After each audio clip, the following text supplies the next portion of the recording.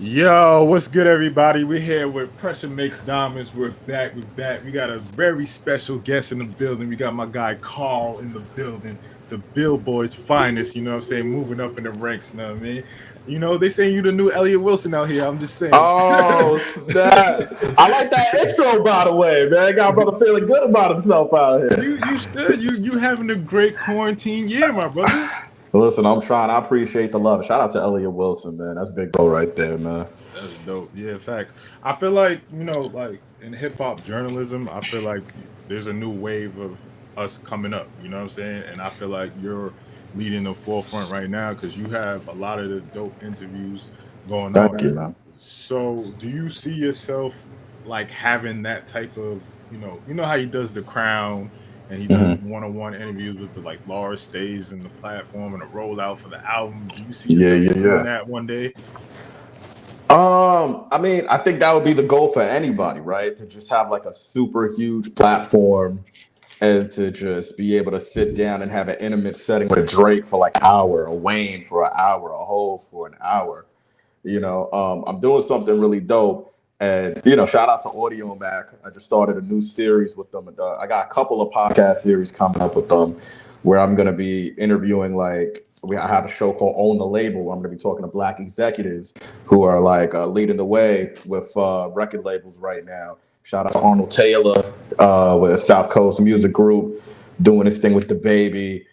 Um, and I also spoke to High Bridge.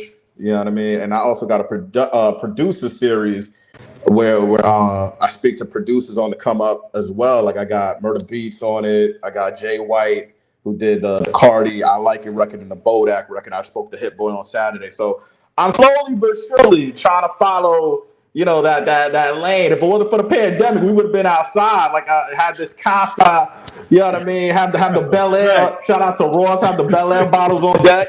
We would have been out here cooling. But you just gotta make best with the situation that's presented. Yeah, I mean, I feel like the quarantine, you got to really just make the best of it. But I feel like it fucked up a lot of moves and money for a lot of people, you know. But like, I think it's only gonna make us stronger. And at the end of the day, and I feel like if you see with your brand, like you're still working, you're finding ways to get it, which is dope. And like, you had so many like great interviews, and I feel like because I feel like first you're a journalist first and foremost, right? Hmm. And I feel like for most of the things I saw early, it was more so like written. And I Yeah. feel like with the probably you were already transitioning into that, but I feel like with the quarantine, you started to be more in front of the camera. And I know like is that a part you was this always your plan or did this happen out of circumstances? It was a combination of both, man. I'm not gonna lie to you. The quarantine again, it kind of puts you in a predicament or a situation where it's like, okay, I got lemons, I got to make lemonade, right? Mm, So, like you said, I started off as a writer.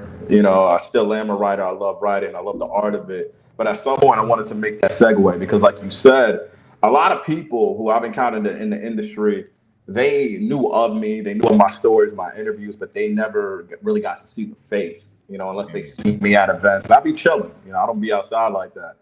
So when the quarantine happened, I said, yo, I got to figure out a way to maximize my interviews because I hate doing phone interviews. Like, I'll do it if I have to. But I was like, I need to do something where it's going to allow me to get fire interviews, show off my personality, get us, some dope traffic. So you brought him up earlier. Shout out to Elliot Wilson. Elliot was somebody who really, started it with the title check-ins that I was following. Genius was doing that thing. Rob, Speedy over at Complex. I saw they were cooking up stuff on Zoom, but I'm like, time out. Shit, I got a cell phone.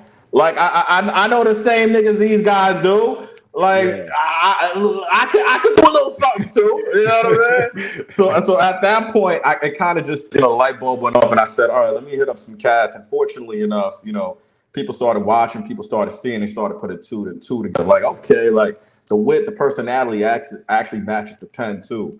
So it's been a blessing during this quarantine, man. That people have really been fucking with it. So I know how long have you been with Billboard? Billboard, man, I just hit the 3 year mark full time overall. I said like four and a half, four, because I started as a freelancer for them. So Okay. you can And say 4 years. how did you get there? Like what was the process to getting to Billboard and what were you doing beforehand? Shit, I got there by chance, brother. Okay, I okay. got It be there by like that. chance. It Yeah, be like nah, that, bro. I got yeah. I mean, shout out to my former editor, Adele Platten. I was freelancing prior. I was writing at this publication that shall not be named, but shout out to them because they gave a brother a job. But I was fucking with them like that. I was writing about salacious bullshit, shit that I want to write about. But I Hey, had friends gotten turn to foes. yeah, shout out to them. But I had gotten laid off right before I moved into my first apartment, like a week before. So I legit was all fucked up because I'm like, all right, I ain't got no bread. I'm about to move into a new apartment with no job. So I started freelancing. And, while I was freelancing, I was writing at 4 or 5 different places trying to pay rent. Uh, Adele ended up hitting me up like, yo, see, like, I need somebody to help, do like Monday to Friday, just write news and do some interviews for us. If you know anybody, let me know. And I was like, yo, the fuck? I'm right here. Like, what you mean? I'm like, let's do it. She's like, nah, I know you got a lot to play. So I wouldn't want to put that pressure on you. I said, yo, I will quit my job, one of the freelance places I work. I'll quit them right now if you hire me on the spot. And she hired me, so I ended up quitting like 20 minutes later. I got the other spot. And from there, I freelanced for a year, earned my stripes. And when she left, she went to Title. They brought me in as hip hop editor, and I never looked back since. Oh, okay. So you're not at Billboard anymore. No, I am. I'm still here. I'm still Oh, here. okay. Yeah, Oh, so yeah, yeah. I'm you're not still in the here. 360 deal, so you can do Nah, everything. nah, I'm still here. I'm out here, I'm trying to elevate that brand, you know what I mean? Just That's tapping into good. different markets. Brother needs that bag, man. That's great. I'm happy for you because some of these Thank you, contracts they man. be like, yo, you Oh, can't work with you, X Y it's Z.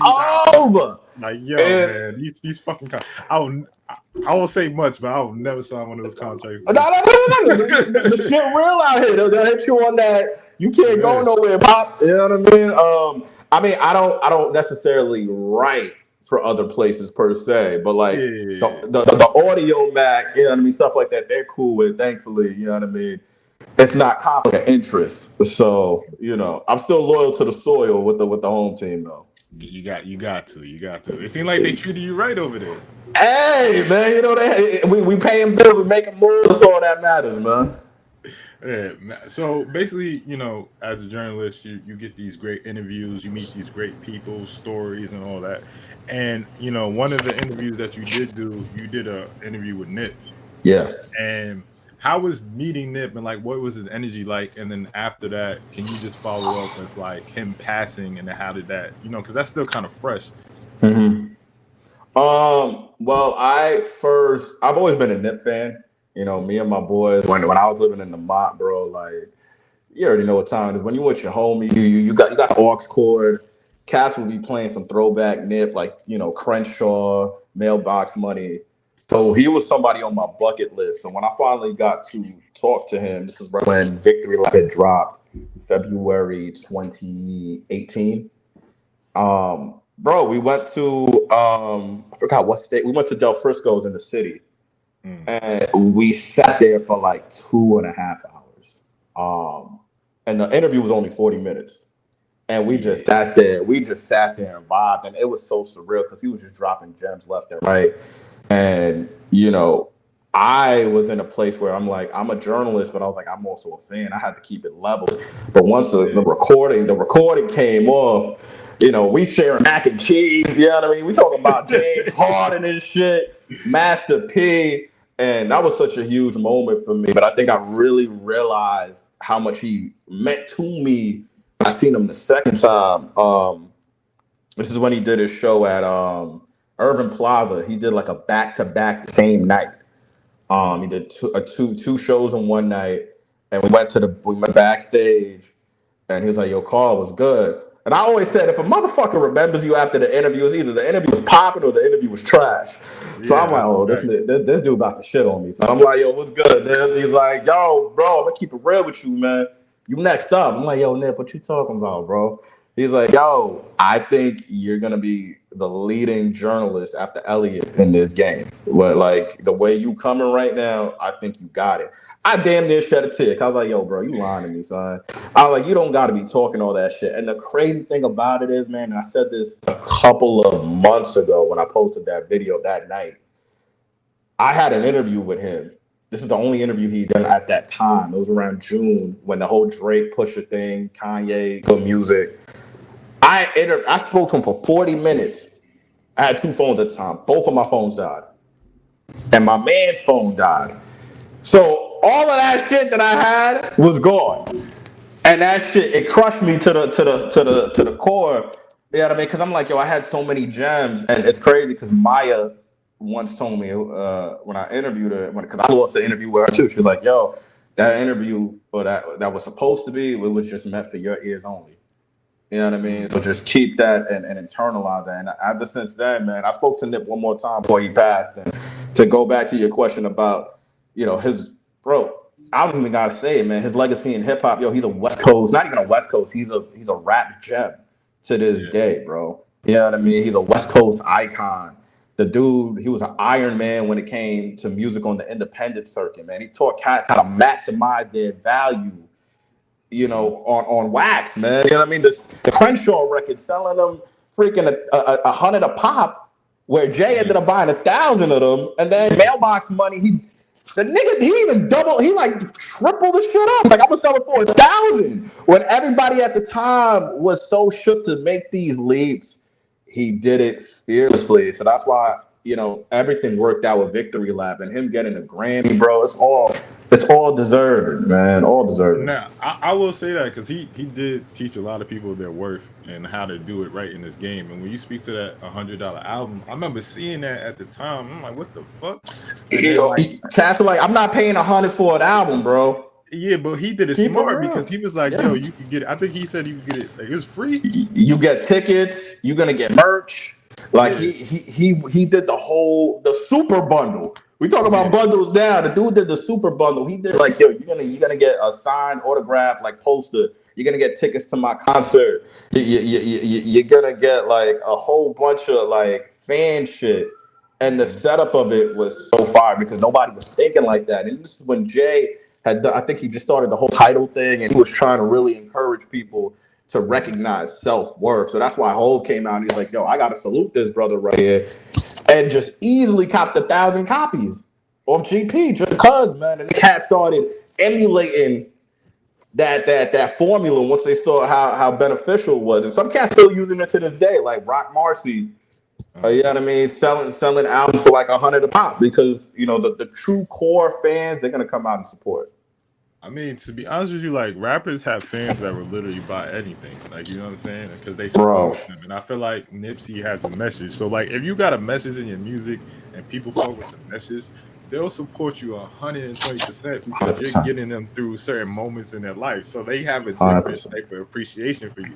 So with Nip, he took that with not even like music, but even with like his clothing and his store. Man, marathon. So much shit that he did that people invested into where he didn't have to do no gimmicks. Like, you feel me? He just was 100% pure. And it was no bullshit. Bro, and that tagline became a lifestyle. The marathon continues. That's a fact.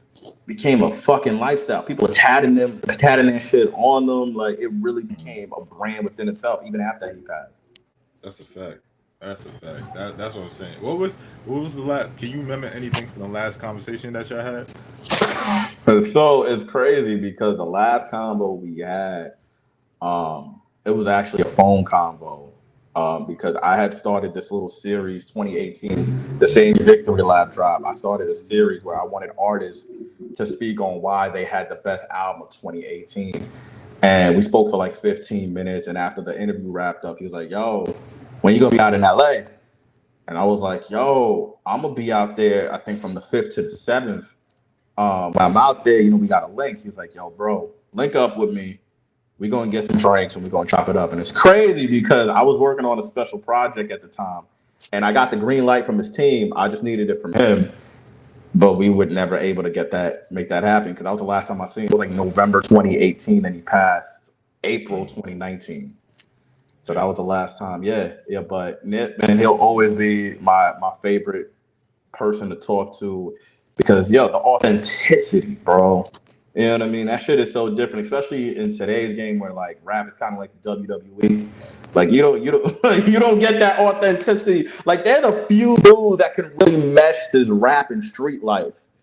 You know what I mean? Yeah, I feel like like I'm not one of those people that be like, yo, I miss the '90s and the early. I'm Yeah, not one of those people because I like yeah. rap the way it is today. You know what I'm saying? I Overall, feel like yeah, of it's course. evolved and it's changing. But obviously with social media, there's still going to be like fuckery towards that. And I Yeah. feel like this is a great point. How do you feel as a journalist about academics, right? Because Mhm. I respect academics because I understand the work that he put in to Right. get to this point and the connections that he and his influence on hip hop and music on this space that we got now, right? But there's Mhm. certain things about Act that I don't like personally, and I feel Mhm. like that's for a lot of people. But Mhm. I feel like I do respect him in the space that he has. Like, you feel me? I respect him. I respect Adam 22, and those are two Mhm. people that people don't like. But how do Yeah. you feel about Act as a whole? Because he has a lot of power right now. I think somebody like Act, I give him his flowers. Everybody is gonna have a certain style, you know what I Mm, mean, a certain appeal that works for a certain demographic. mm, And clearly what he's doing is working for his demographic.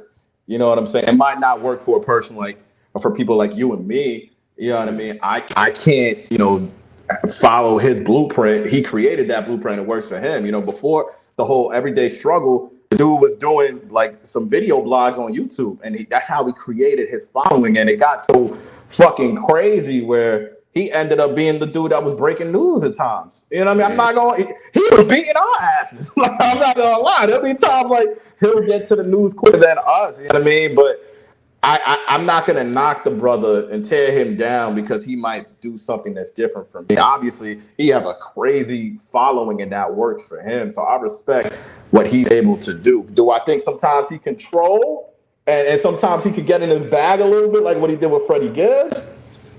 Of course. You know what I mean? And we saw what happened with that. But at the end of the day, am I gonna try to bash him for like his rap and his credibility? Nah, he got to where he's at because the brother work hard. You know what I mean? Yeah. I can't knock him for that. He works hard. The same thing with Elliot.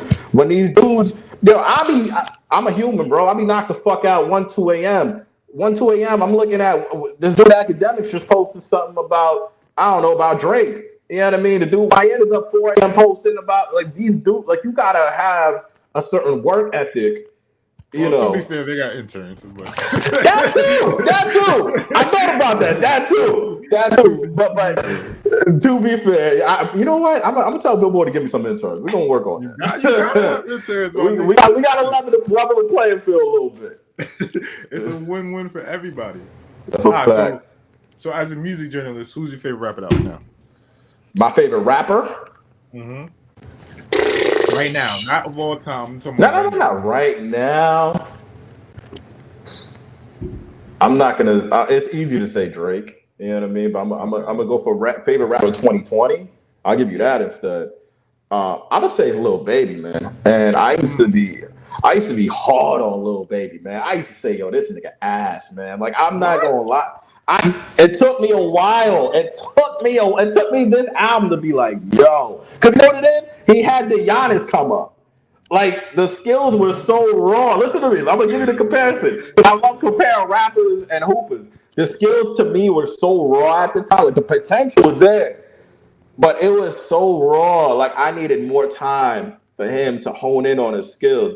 When I heard "Emotionally Scarred" the first Yeah. time on the album, I said, "Yo, he got it. He got it." I was like, "Nah," because I'm a bar type of dude, and I was like, "Yo, Uh-huh. I just need Lil Baby to have put a little bit of effort." Nah. That's not. But that's the thing, though. That's the thing. The first, like, Little Baby was coming up right at that time. It Mm-hmm. was probably like 2016, So 2017, right? 2017, yeah. And then he had the song with Drake, and that's when he had the Yes, verse. He's indeed. like, "Wow, wow, wow, bitch, I'm the baby," and I'm like, "Yo, that is trash." I'm like, "That this nigga's whack." But then You he gonna started say doing we're the gonna, we're project, gonna? yeah, with Gunna. I was like, That was "Whoa, hard. That was hard. whoa!" And you know how I know he was nice at that time because even the old heads was like, "Yo, They were little fucking with baby." him. I was was like, what? And then I started listening. I started getting to him. I'm like, no, he the one. Nah, He the one. yeah. The drip harder joint. That was tough. This album changed up for me. Even when I heard All In when he came with the deluxe, I was like, nah, he got it, bro. And the dude ended up making protest music. He's like, yo, I'm gonna show you I got an all around game. Like I can go to the bucket, but I also got a little jumper. That's why I say he could be Giannis. You know what I mean? But 2020, yeah, he got it easy. He don't miss, bro. He don't miss. And he's only like 24, 23. He started rapping like 5-6 years ago. That's the scary thing about it. I think what's most impressive is that the hold he has on Atlanta and the influence in culture. You know what I'm saying? Like, when everybody's talking about those 4PF chains and how he's bringing up 42 Doug, shots like, 42 Doug, yeah. Because like really, it's like the guys that hold it down right now. If you think about Atlanta, you think about Thug, Gunna, and Baby. And those no Future, like, no Future. No, Future is like. I feel like Future is more on like that Gucci spectrum at this point. Got it. So you saying young cats. Yeah, like the young cats. Future's Future. You know what I'm saying? Him and Gucci, like they. That's that Atlanta, yeah. For the big four. Like, you know what I'm saying? But Baby, Thug, and Gunna, like now's their time to really go off. And you know it's real. You know it's real with Baby because he was coming up with QC and with Quality Control. And Quality Control was so fire. They still are fire because of Migos. Migos was the breadwinner. Then Lil Baby just came and lapped everybody. QC has City Girls, Migos, Lil Yachty. Dude Baby just came and said, nah, this shit mine right now, bro. And he's holding it down. And we're talking about Migos, who was top rap group for a minute. Migos is like, I feel like they don't get enough credit, though. In terms of their run, they had a run. Bro. Epic. But like, I feel like, when they first like dropped, I remember because that was probably like what year was that? 2013. That was like Versace and shit like that. Yeah, they had Fight Night. I was in Atlanta at that point, and I went to Club Mansion. And the response, and I felt like you gotta be somewhere to experience the energy. To feel. That energy was fucking different, bro. And then like how they build on that, and then like people counting them out, and then they drop Culture, and then like how that started to, bro, they're a legendary group, bro. Nah, they got it. They're gonna be going down as one of the best rap groups of all time, easily. They need a pickup. Because Culture 2 to me was a little mid. That shit was trash. Yeah, it was super like congested, like too many tracks. But I think as a group, you can't knock their run, like you said, man. Like they prolific when it comes to hit making. Like hits, if you need a radio hit, they got you. So this is who I think is the best rapper out right now, though.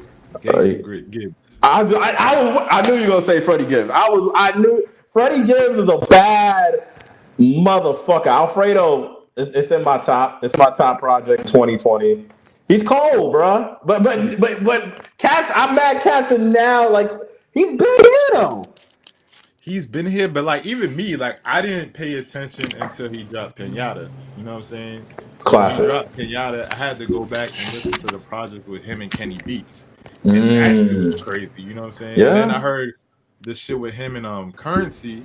This shit on it, like I feel like he's so creative, and that's my problem with rappers today. I feel like people are over rapping and they're not focusing on the production and the whole music. I feel like Freddie Gibbs is able to bring the production, make a clean song, and able to rap his ass off, bro. And get into with people like Tyler the Creator, or you know what I'm saying, like things like that is like important to me. Like, and he does that so fucking well, bro. He speaks to me as like a middle generation, like the 90s, but like the new shit. He's the middle child. He's the middle child on some J. Cole shit. Nah, I think with Freddie, you hit it right on the nail. Fucking the dude brought rapping Tyler the Creator back. Like when Tyler was in his Igar bag, he was like, "Yo, now I'm gonna need you to rap on this shit, bro. Like I'm gonna need you to come with big boy bars." And another dude like Benny the Butcher. You know what I mean? Like. The Butcher coming, you know what I mean? I love those dudes so much because I went to Buffalo State. Shout out Buffalo State. Okay. I was in Buffalo I transferred, so I was in Buffalo for like 2.5 years. Buffalo does not have anything, and Buffalo is Yeah. really gritty. It is really dangerous. It's everything they say it is. You know what I'm saying? So like They when they about be that life. talking, I know what type of dudes they are. Like, you know what I'm saying? And like, and but the thing is, I like about them, they're not like arrogant, and maybe because they're older. Oh, So if you they arrogant. They arrogant as fuck, yeah, dude. but like West Side. I mean, there's levels to this, though. Of course, Yeah. I get that, but like, it's still a humbleness about it. You know what I'm Right. saying? Like, because Right. it took them so long to get to this point. Like Yeah. niggas don't know that West Side Gun like 40 or some shit. Like, or he That's a like the fact. tours there at least. You know what I'm saying? Like they've been out there for a minute, and that's why like when West Side Gun talk about Conway. Mm-hmm. Conway was nice since the 90s, you know what I'm saying? That's how long they've Mm-hmm. been putting in work. Like, you know what I'm saying? So You, that's can't- respect to me. you know what's crazy, man? I'm telling them. So I'm like the unpopular. As much as I love Benny, I'm like the probably like the anomaly. And maybe it's because I need to give it another chance. As much as I love lyricism, I didn't like the album, the group album like that, because I think it was just too like grimy for me. If that makes any sense, like it Yeah. was too grimy, like the production. But I think the bar up. I think Conway's a monster. I heard some of Pray for Paris. I think West Side, his ear for production is probably one of the best in the game. He's the best I at making think music. All of them, he's the best at making music. that's there you go. That's another one. I got Tyler on it in his bag, man. Like he could be an executive producer. He has those capabilities. Bro, he got productions from Jay Versace. You know what You know he what need I'm to saying? Like do? for him to be like that in tune, like that means you paying attention. Like You know what so be dope? He should executive produce a Nas album. I like this Nas album, but I think because he has that vision, he should be like, yo, Nas, let me pick out some beats for you, bro.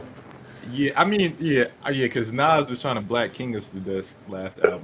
You know what I'm saying? Like, Oh, you want the feeling the Nas album like that? nah, it was good. It was good. I won't say it wasn't good. It was really good. It was like Yeah. King, King, King, Black King, King, King, King. Yo, that Every the song. new era we in, man. It's that black love, man. It's that love yourself time, baby. You Oh know what I shit. mean? We in that ultra black era, man. Yeah, ultra black. Not like Yeah, Doja man. Cat. You feel me? Yeah, right. That was a bar too. Woof. Right. So Yeah, man. see, we could talk all day about music, but like, what was your most like awkward interview or weirdest interview or like just interview you was like, what the fuck? I mean, shit. I just did it, man. Yeah, I mean, my 6ix9ine interview, like just point blank. I'm gonna keep it real. Like that was my most challenging. Cause to be honest with you, I would used to say my Jim Jones interview back when I was 19, but now that I'm You gotta tell 31, that story too, but go ahead. oh, Jim almost watched me when I was 19. I'm gonna say six, man, because just obviously with everything that's going on, how polarizing he is, just the situation he was coming off, and him just the dude. I've told people this, man. The dude, he's quick witted. You know what I mean? So he's gonna try to make his point. He's not trying to hear what you're saying, even if you come at him calm and like yo 6, man. He's like, nah, bro, yo calm, man, yo calm, man.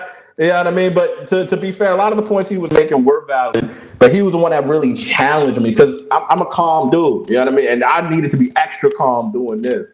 So he kind of, it was like a sparring match a little bit. So I'll say him and Jim. Oh yeah, Jim almost watched me when I was 19.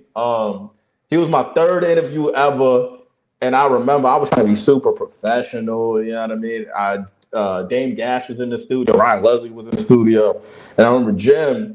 He's like, "Yo, what's good, little nigga?" I'm like, "Hey, Jim, I'm just here to interview you. I'm with hiphopgame.com. I'm ready to talk when you are." He's like, "Hey, go pop a slide, nigga. You want something to smoke?" I was like, "Nah, I'm on the job, Jim. I'm gonna pass on it." Like, fuck wrong with this nigga, man? All right, whatever, nigga. So we sitting down doing an interview, and this is when he was beefing with Hove at the time. You remember Hove got on the Ballin' record, did the Brooklyn joint. I remember there was a video of Jim in the club, and he was dancing to Swagger Like Us, and I was like, "Yo, Jim, like you don't think it's a little hypocritical?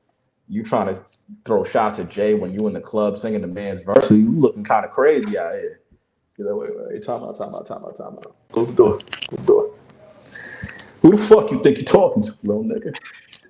I'm like, Jim, I'm sorry, but I'm the video. It's like, fuck the video, nigga. First off, I try to offer you some weed, nigga. You say no to me. Like this was all some training day shit, bro. He's like, you really gonna say no to me, motherfucker? And you gonna ask me? I can't be a fan of a nigga. Are you stupid, nigga? I can't be a fan of a motherfucker. And I was just like, wow, like yo, this thing about to watch me right now, son. But the interview, I ended up like kissing his ass so much after that because I was like, yo, one, I didn't want to get washed. Two, I was worried about the interview being trash. But we seen each other since, and I would bring that up to him jokingly, and it'll be love. But yeah, those two, yeah. That's the thing about Capo though. Like, even though like when he had beef with Nas too, like he made like mention like yo he loved Nas, but he was only Nas Yo, dissed him. You know what I'm saying? Jim, it's straight emotion, bro. Jim a rider. You know what I'm saying? Like if it's not him, he gonna go. Like you know what I'm saying? That's what he about. Bro, I would say this, man. If I'm making a project, I would love to have Jim Jones ad-lib my project, bro. Like best ad-libs ever. Best ad-libs ever. It's between Jim, Puff, 50, and Kiss. I'm gonna say like when it comes to ad-libs. And Ross. I got the Ross in there. I got the Migos in there, I ain't gonna lie. Yeah, for the turn up. I give him that. Because I feel like a dude like Ross, man, he don't gotta say nothing. He can, you know what I mean? Like the placement of that, like he could just him and Puff, they could just bring your records from like a 6 to an 8 real quick. Ross has the greatest tag. Probably all time. I'll say that. Oh, the Maybach. Oh, yeah. I remember he told me the story about that a couple weeks ago. I was pretty. What was the story? Dope. I vaguely remember, man. What's the one we were talking about the whole 50 shit? He was saying like, I think he paid a producer. Don't quote me on this. He had like, I gotta go back to them. Let me not even bring that up because let me not misquote him. But I remember he spoke about it in our recent interview, how that tag came about, and it was during Maybach Music 1 when he was working on it with Hov. Okay. So who is somebody that you want to interview in the future? Like who you like? Yo, I know you got a list of people. I just got 2 left, bro. Like to be real with you, it's Drake and Cole, man. That's it. Like I'm blessed and fortunate enough to have been in the game for so long, to have spoken to people like Jay, obviously, you know what I mean. But I feel like Jay is just like yo, Jay, that's over. You know what I mean? Like Jay, I gave up on Ye. You know what I mean? Like just because, and I don't mean like personally gave up on Kanye. I just meant like as far as like caring to do an interview with Kanye. Like I'll take it gladly if it presents itself, but that hunger to be like, yo, I need to talk to Ye. Like it kind of died out for me. So yeah, Kanye, Drake, and Cole, most definitely. Those are the last 2 on the bucket. Yeah, if you do a Drake and Cole interview, let me just be in the background. I'll bring. Bro, listen. I'm a cry, son. Like tears of joy. Ross gonna be playing in the background, son. Like I'm legit gonna have tears in my eyes. I'm like, yo, bro. Like you don't understand. Like, what's like it's Lovable?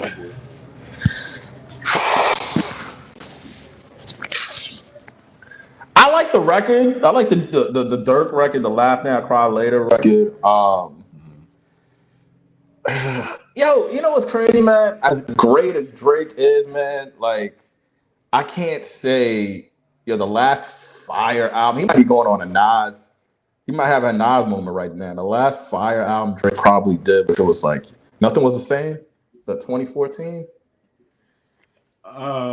Yeah. But I'm gonna say around then. I feel like Views is his worst album. So I think Views. I'm not gonna say this word. I think it kind of picked up from. If you play it now, it's not that bad. That's the thing, though, right? So I feel like Views depends on the day, and it has shit. But the thing I noticed about Drake's music ages the best out of anybody that we ever heard before. It's because you can hear a Drake song. Because I feel like we've heard Drake so much at this point. He's been on a 10-year plus run, all right? So we heard so much Drake at this point. When we hear a Drake song, we know he can do that with his eyes closed. and we just be like, eh. But if you listen to a song that you probably heard like 2 months ago, or 3 months ago, or a year ago, and you hear it now, you be like, damn, that's pretty fucking good. You know what I'm saying? Mm-hmm. His music ages so well to a point that it's crazy. Because even when I was listening to Scorpion, like he has so much songs on there, and I'm like, but I feel like that shit was just too much. Like the A side. If he cut it down, yeah, if he cut it down, like that'd be a great album. But even with the Grease record, right? I was the Grease record and the Pop Star. When I first heard them shits, I'm like, eh. And now I'm like, yo, this shit is fucking amazing. Like, I love Popstar, man. bro, even when I hear Grease, like when I'm drunk, bro. What he's on his baby Nav? Like that's Nav 2.0 right there, bro. He's on his Nav weekend shit right there, man. Like I think Grease is cool. I think Grease is cool. When you getting litty, when you outside in the barbecue with that casa on deck, I believe it. But I feel like his music ages well. That's what I will say. I feel like he's never gonna give us a bad album, but I don't know if he's ever gonna be able to. But I don't know, because this is his bag, right? The Lover Boy thing, and like everybody wants that Take Care type feel. Yeah, I'm gonna take care, dude, man. You know what I mean? Like the thing with Drizzy, man, like obviously the dude can go down as probably the LeBron of our generation. You know what I mean? Like I still feel like he needs to challenge himself, because if you ask a lot of people, he doesn't have a surefire classic. You know what I mean? Like they'll say no. They'll say Take Care is his closest one. I'm talking surefire, where it's like, we can't dispute it. No, Or nothing was the same. Everybody's confused. I feel like Take Care is something that you're always gonna go back to, right? Mm-hmm. Nothing the same is a classic. I don't care what anybody says. I would hope so. I think so. You know what I mean? It's just if you looking at those tracks on there, like, and you listen to that shit from like the front to back. I feel like that's his best work, me personally. Mm-hmm. But I feel like that's his two classics. I feel like he got Take Care and he got Nothing Was the Same. And if you count, if I was reading this, it's too late. That was another gem. I'm not gonna say it's a classic, but it's a gem. Album, because he's rapping on that. You know what I'm saying? So I don't really understand when people say he has no classics. I feel like maybe it's the go hards. Maybe it's the haters. It is the haters. Because you know what it is? But think about it, like Good Kid, automatic, right? Mm-hmm. You could say Damn, automatic. Forest Hills. I don't like Damn like that. Really? A lot of people don't like Damn like that. Really? Yeah. Really? Wow. I'm not. Damn, that's really. I feel like even like Kendrick fans will say his best project is either Section 80 or To Pimp a Butterfly, and then Good Kid, Mad City after that. Really, damn, it's hard, man. To be honest with you, I didn't appreciate To Pimp a Butterfly. It's gonna sound crazy until everything started going on outside. Like I started playing like with the whole like the George Floyd and everything. I started playing that album around that time, and bro, that's when you realize like, wow, music is really the soundtrack to what's going on right now. And that was the type of album like you wasn't gonna get it right then and there. You know what I mean? But at some point, you would see where he was coming from, and that, I don't know, man. I feel like that album. I mean, but the dude Kendrick don't miss, man. You know what I mean? Like, if you think about it, he has debatably like fucking 4 classics under his belt. Like, to me, he's in my top 10 already. You know what I mean? It's like him and Drake are in my top 10. The segue of that, like into this, like, how was your interview with Kendrick? Like, what was like? Bro, that shit. So it was like a quick hitter, but it felt long. Like it was like a 10-15 minute interview. It was just me, him, his shorty, and his role manager, and the dude was just like sitting like a statue. And you see me, I'm bubbly and shit. I'm like, yo, what's good, nigga? Compton, baby, what it do, baby? Like, I'm trying to hype him up. He's like, yo, what's good, bro? You good? You like the show? Cool. Sit down, bro. Yeah, chill out a little bit. Yeah, chill out. I was like, all right. I was like, yo, like, talk about Kobe, baby. He's like, Kobe, yo, that's my nigga, man. Like he's super chill, bro. And even when I asked him to take a photo after, I was like, yo, like, can I, like, you want to dab? He's like, yo, bro, just sit down, bro. Like you doing too much. He's like, yeah, just sit down. I was like, all right, Dot. I was like, say less, bro. Like the dude, he's cool as fuck, and you know, I gave him his flowers right then and there, and I'm sure he's heard it a bunch of times, man. And the dude he epitomizes humility. Like the dude is humble as fuck, and with the stat line that he got, the dude's a legend already, man. You know what I mean? So Kendrick, that was a dope one just for the rest. I wish I had more time with him, but just to have that time is still something I appreciate. Yeah, definitely. One of his peers or somebody that he had top three, you know, You gonna say Big Sean? yeah, you know what I'm saying? How you feel about that Detroit 2 award? So my brother Sean, man. So I heard the album last year, and I hated it, Like I heard the Nip record last year. No, brother knows that, man. I kept it 100. I spoke to Hit Boy Saturday. I told Hit the same thing. Like I heard it last year, and I loved it instantly. I loved the Nip record, and I remember I made him cry during that session because this is when, like, he hadn't come out publicly and spoke about Nip at the time. So I remember asking him like how the record when Nip came out, where was he? I said the direct question was, where were you when you found out when Nip passed? And he just started, and then when he broke down the Kendrick beef and the intricacies behind that, saying, yo, there was really no beef between me and Kendrick. Dudes like Joe Budden and Charlamagne kept pumping it up. I had no reason to diss Kendrick. And I kind of sat there, I was like, I don't know. If you listen to some of the records you were dropping at the time, I said this in my head. I was like, you kind of were taking shots at him, like hard shots at him. But I was like, all right, I'm gonna let you tell it. The album when he played it, I was disappointed, and a lot of the songs he played are not on this album, which I'm so happy about because I was so pissed when he said, "Yo, I'm calling this album Detroit 2." I was like, "Nah, you can't do that, bro." I was like, if you put this shit out as is, it's over for you. Like it in my mind, I was like, yo, it's over for you, bro.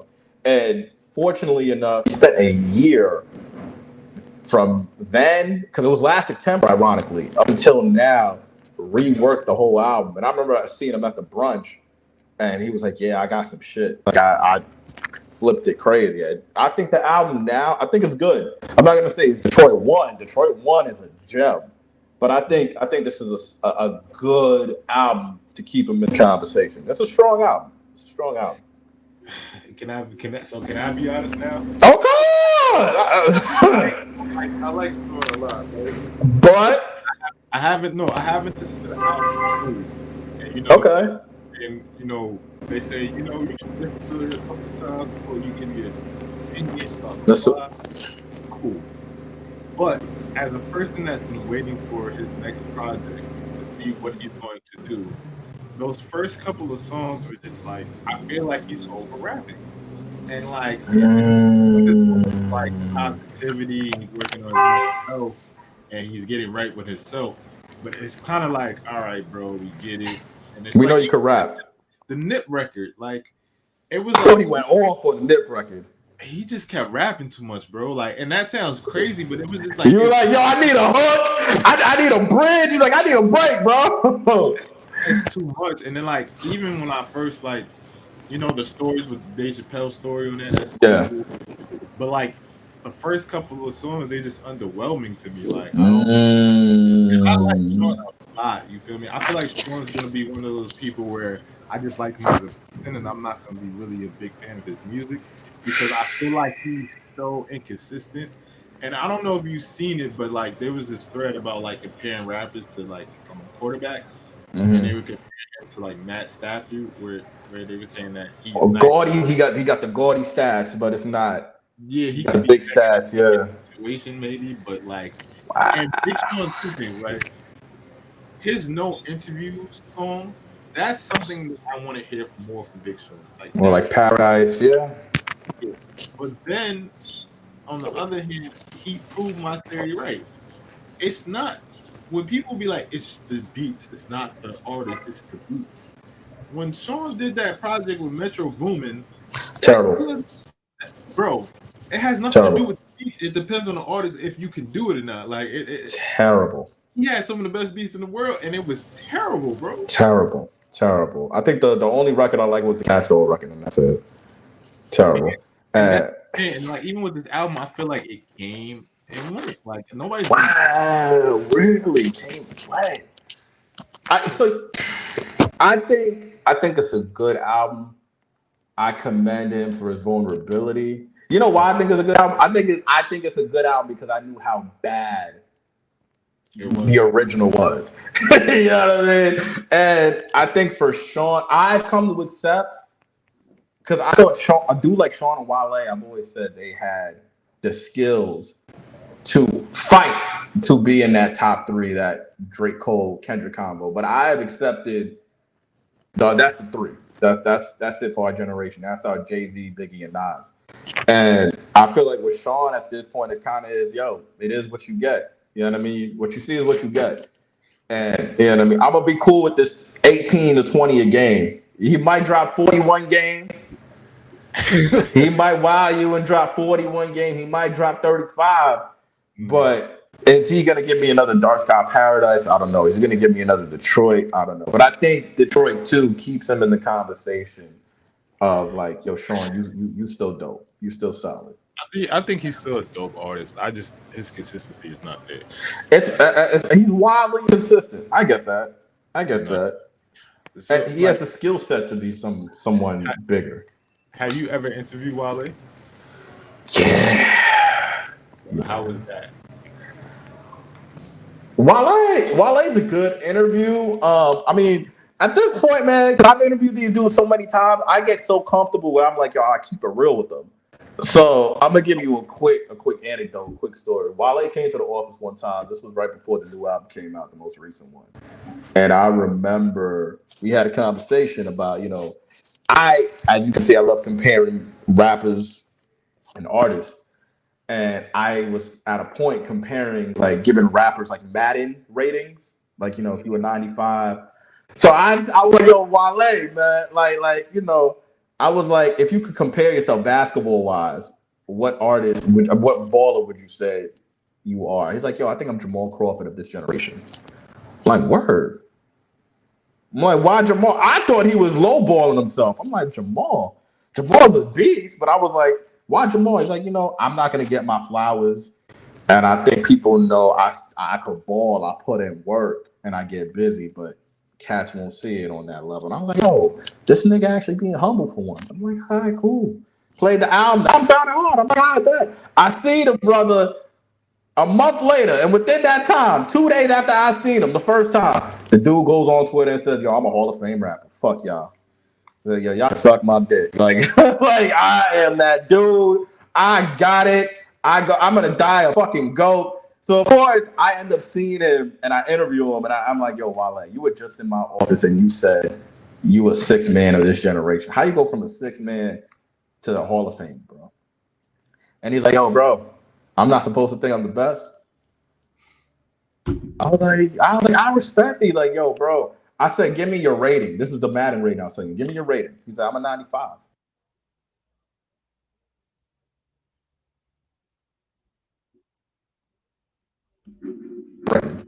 I got a scissor record. I put all those women on. I don't get cry. I had Lady Gaga before he became Lady Gaga. The fuck is you telling me? I was like, all right. He's one nigga that I think he means well, but he single-handedly self-destroyed his career. And I feel like him and Joe Budden are eerily similar in terms of you're not going no slander. Nah. Joe's my favorite rapper. I'm a fan of Joe. Joe's my favorite rapper. Wale are very similar, and we can have that conversation in a minute. But Joe and Wale is one of those niggas that I had so many stories. Like, you know how you hear stories about people, like you don't know these people, but like Wale is one nigga that I had heard a lot of bad stories about Wale, right? And even then, I still was not judging Wale. I had niggas that were fans of Wale, like stans that met Wale and said, yo, I'm not fucking with this nigga no more because he did X, Y, and Z to me. That's the truth. So with Wale is that he was talented. Obviously, he came out with these songs with Lady Gaga, Look at Me, all that shit, cool. Then moving forward, he got off the label. He signed to Ross. He started to pick up his career again because he went solo. He did his thing. Cool. Then it comes to the back end of his career where he had problems with his own camp. Yeah, Meek was bugging at that time, but Meek felt like he was a hater and all this other shit. And a lot of things, if you watch a lot of Wale interviews, his problem was he saw where Drake was at and he saw where J. Cole was at. And Cuddy, yeah. Why am I not getting that reception? He says, I feel like I make that type of records. And I think personally, he feels like he makes better music than them. So he was confused about why he wasn't getting that type of recognition. And I feel like a lot of that has to do with his personality and how he treated people. And those things go a long way. That's why, segue into your man, Joe Budden, when he's talking about this Spotify deal and all this other that, and he has a problem with Charlamagne, it's more so about how he speaks to people and how people remember that shit. And with Joe is talented. Joe's gonna find his way out the mud. But when Joe was talking about Dame Dash has the same problem too. Dame Dash drove away everybody around him just because even if you watch those like Last Days of the Rock clips, when he's talking to when he shit, you cannot talk to people like that. Like Leo, he just even Bleak was like, yo, we not fucking with this dude because he's bugging. You know what I'm saying? Trigger happy, yeah. Even with Joe, my problem with Joe, which I understand from Charlamagne's standpoint, and I do believe what Joe was saying was self-empowerment, cool, I understand. But everywhere Joe goes, he's going to find a problem. That's the problem. I hear you, but I'm going to say this, right, in defense of Joe. I hear you 100%. I know how Joe is. You can't tell me what's been going on in the news cycle the last week and a half, ever since he said, I'm walking out of Spotify, I'm dipping.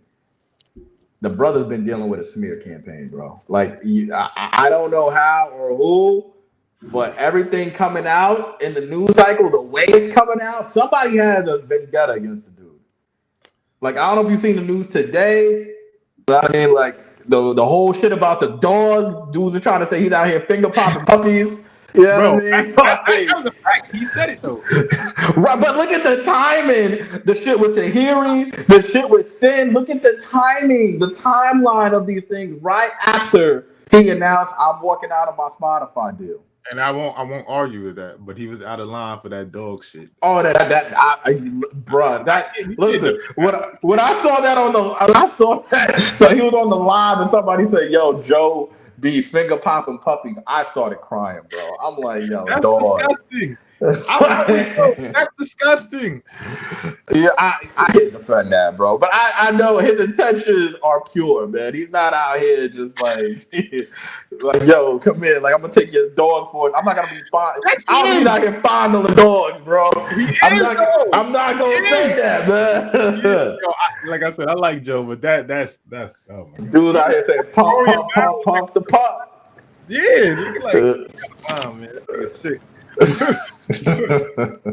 yeah, man. So, like, last thing I was gonna ask you about that. How do you feel about the whole Spotify and streaming thing with him, and what is it worth, and like the streams and now, and like podcast streams, because he is somebody that is somebody in this music space as well, and he has a podcast platform where a lot of rappers do pay attention to because they feel like he knows what he's talking about. He got the Pusha T interview when that shit was going on. You know what I'm saying? Yeah, he got fans.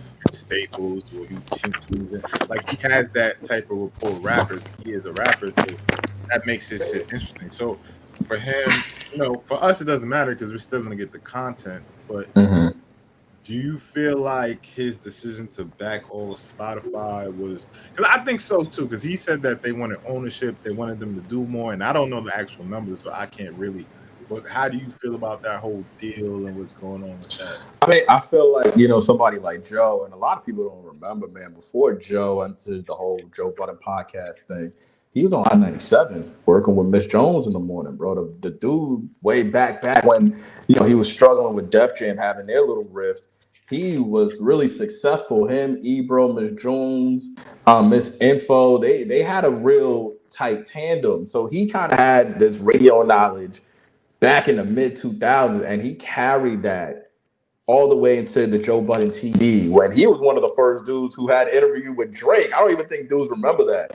Like, he interviewed Drake back like around So Far Gone, Thank Me Later time. So The dude for maybe 15 plus years has been building a brand as a potential radio podcast dude, to where the Joe Budden podcast just really ballooned into something big. Like you said, he's getting interviews with a Pusha T at the peak of the beef with Drake. He's getting Vince Staples, Chance the Rapper, those kind of interviews based off his connect and the people's respect for him, that he deserves a bag, bro.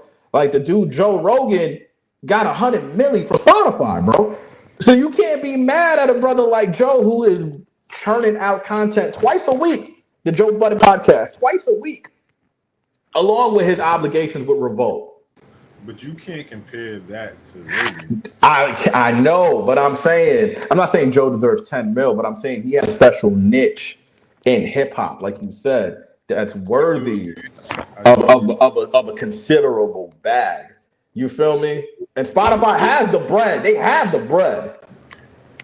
That's what I'm saying. I don't know what they were offering him. I don't know the deal, so I can't really speak on like, whether he should have took it or not. And I don't know what was in the contract. You know what I'm saying? That's not my business, but I'm just saying like what I got, the information I got now. And with that, it's just like you can't compare anybody to Rogan, because Rogan, of course, Rogan is the one. Like, the GOAT. He got it right now. And a lot of people were kind of compare that, and you was like, you can't compare those two things. But you can't. But you see what time and things like that, which is like kind of important. But I don't really know, because like at the end of the day, like if you have ownership of your own shit and you're allowed to do whatever you want, but also they'll give you the bag to do it, that seems like the good idea. But he said that Spotify was asking for more than what they originally asked for before. So I don't. If you love the bag and you're like, yo, I want your podcast and I want you to do more, then I see where the problem lies within that. But I don't know. I think he just has to finish off this contract, which he's doing. I think he needs to just shut the fuck up. You know what I mean? It's like if you're a rapper, right? You sign that 360. You were sick. Now you sick about it. Yo, you already signed it, bro. The ink is dry. Rock out until the deal is over. You know what I mean? And then you figure out your solutions from there. You know what I'm saying? That's my problem too, though. Like that's the last thing I'll say on this. But he didn't have to go on that rant about Spotify and shit like that. You're sullying in your relationship. You never know if you might need Spotify down the line, bro, or later on in the future. Just leave. You know what I'm saying? Because there's things that I've done, I'm not on his level, but there's things in places that I've been that I won't badmouth in public. You know what I'm saying? Oh, hell no. Because you can't do that, bro. You're fucking up your bag. You're fucking up your bag and your rep. Yeah, all this shit is coming back to you when you don't really have the best of reps already, and it's coming back to you, and it's hard for you to like kind of deflect it because of your record before. Because you didn't have to, you could have just been like, "Yo, I'm out." Like, respectfully. But that's Joe. But last two questions I got for you. Yeah. Craziest party story, after party, wild, crazy shit in the fucking mix. You out here. What is going on? What can you give us? Greatest party story? Shit.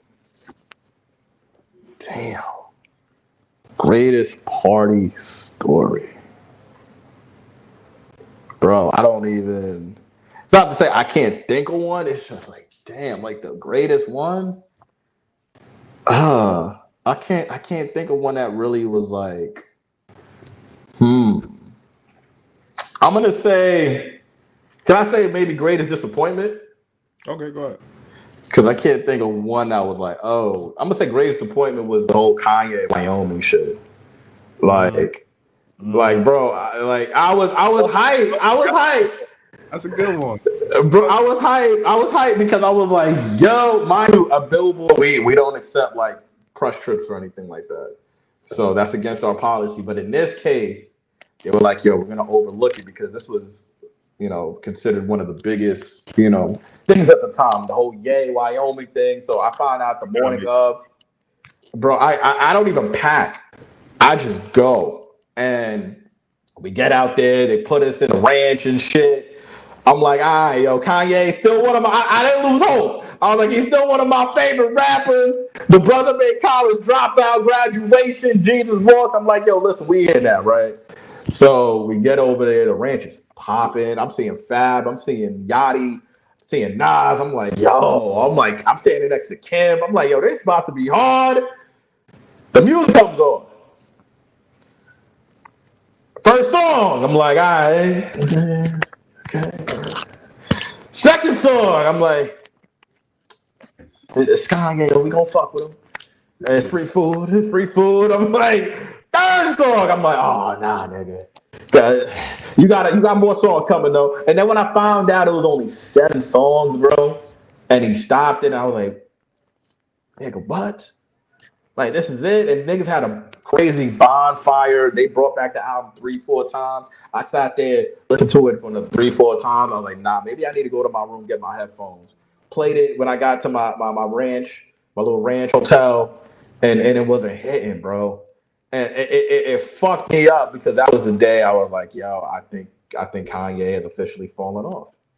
And I had to accept that. And I was like, I tried to make excuses for him, and I was like, nah, like it's over, bro. Like the food was popping. I got some free Yeezys that I still rock to this day that are clean. The experience was dope, but the letdown of it, bro, I was just like, it's like watching Superman die, bro. It's just like, yeah, man, like this ain't it. Especially when the dude soundtrack like most of my life, man. Like my later years. Hey man, Hollywood kills people, bro. I want to say I still got fame, but I'm not getting up on him, man. He's like, nah, it's over. It's over, bro. Put a fork in him, B. Like, I love Kanye to death, but I feel like people aren't being honest, and I feel like there was a point where even when Life of Pablo was around, I was still trying to defend him. Like, yo, I thought Life of Pablo was okay. It was okay. It's a good album. Yeah. Around that time, he was bugging out. That's when he really started tweaking, spiraling, yeah. And I was just like, he's gonna get through this. It's just Kanye.